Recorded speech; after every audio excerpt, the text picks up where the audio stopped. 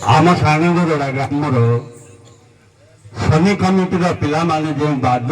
दंडमुक्त करथिले जहा हो अशेष अशेष धन्यवाद से ही मंगलमय ग्रहराज शनीश्वर समस्तंकर अभीष्ट पूर्ण करंतु भूल आनंदिक वार जहा हो राति सारा आम भल भल विचारक तीन जन को पाइछु आमर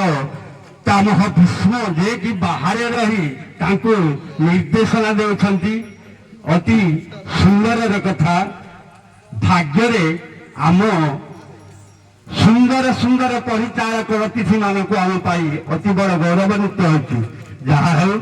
सेमानकर सर्वारिष्ट खंडन करंतु शांति राजा ग्रहराज शनीश्वर बोलो अनुरेक बार हरिहरि बोलो जहा हो राति सारा नाम कले किंतु प्रभुंकर नाम उभय केही कहि नाहंती तेणुकरी सत्य शांत मूर्ति होती शनिदेव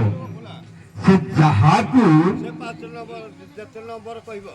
दृष्टि दियंती से संगे संगे जल जाए सारे टीके शुणु यारे से मंगलमय शनीश्वर पिता होती सूर्यदेव सूर्यदेव पुत्र कन्या जन्म कले निश्चय बाप माँ विवाह करती तेणुक सूर्यदेव शनिकर विवाह करिसेंती यार शनि जहाँ को चाहे से गरीब से किमिति विवाह बदी रे कन्या सहित विवाह है कौन किमिति ये आद्य पर्व आद्य पर्व कथा शुभ आउ मध्य पर्व अन्य आकार तेणुक जदि आद्य पर्व जानी शनिश्वर विवाह कथा दया करके आज्ञा से होछंती अंगल सेनकर कन्या कीर्तिमती बा कृतिका ताकू विवाह करबा पई पार्वती एकबेला रूप रे जेउ थिले तांको ठारू आज्ञा अम्लान वस्त्र आनी से आज्ञा मझिरे से तो दृष्टि निक्षेप कला माने निश्चित भाव रे भस्म होई जिवे अनुसयाଙ୍କ ठारे जेउ थिला अम्लान वस्त्र ताकू आज्ञा मझिरे प्रतिबंधक रूपक सृष्टि करी तांको दी जनकर बाहागर होईची पिता हेले अमल सेन तांकर कन्या हला कृतिका बा कीर्तिमाली आपन बा कीर्तिमती आमर द्रौपदी वस्त्रहरण जेउठी आज्ञा सेठी भी मध्य सुंदर भाव रे यार निर्देश अछि जेते बेले कि आज्ञा माने शनि देवंकर विवाह हैला आज्ञा शनि देव जा ऊपर दृष्टि पड़े से भस्म हो जाए तेणु आदित्य देव को ठारू आज्ञा सही समय रंग वस्त्र 60,000 आनी आज्ञा मध्य स्थापन करथिले बा तांको दान करथिले जो एक बेला बा केतुका रूप रे तेणु जेते बेले आनी तांको सहाय्य करथिले से समय आज्ञा से कहले जे ताहले ये आज्ञा केतुका ठारू आदित्य आनी थिले वस्त्र आनी देइथिले तेणु आदित्य देव संतोष लाभ करी कहले जे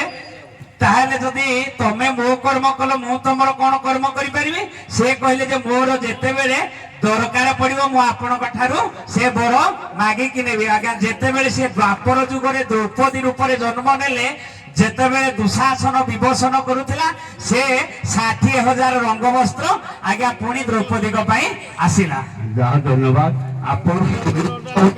ना पुराण पढ़ी कहूँ आज्ञा पुराण रे देखा अछि आज्ञा पुराण अछि आज्ञा ठीक अछि तमे का पाखरु वस्त्र आइल कल अनुसया नहीं सूर्यଙ୍କ ଠାରୁ ଅନୁସୟା ପାଇଥିଲା ସେଇ ଏକବଳା ପାର୍ବତୀ ଯେତେବେଳେ ଥିଲେ ସେଇ ବସ୍ତ୍ରଟା लाइक ठीक आइल किंतु प्रकृत रे अनवसनकर कन्या होछंती कृतिमती आज्ञा से जेते बेले शनि को विवाह करबा को तांको कन्या मागिले से किंतु कहले देखो तुमर पुत्र नयन जदि पड़े मो कन्या पाखरे से पुरी जीवो तेणु तमे कौन करी किमती उपाय रे मो कन्या को तमे तुम पुओ को विवाह देबो सूर्यदेव चिंता कले एकबेला पार्वती से 55 कोटी लुगा ऊपर बेड़ी से तपस्या करछी आज्ञा भाई ଭାଇ ଆମର କହିଲେ 60 କୋଟି